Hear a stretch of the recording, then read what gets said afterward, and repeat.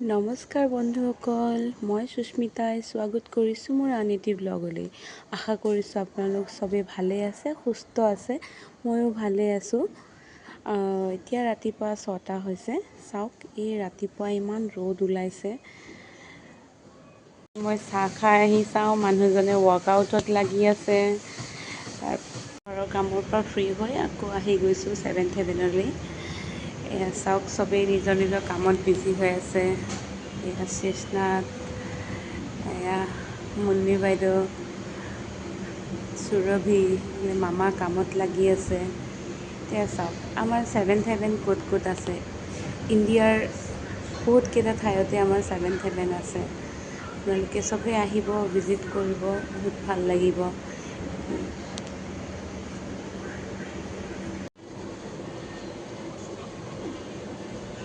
আমাৰ অৰ্ডাৰৰ কেকবোৰ ৰেডি হৈছে।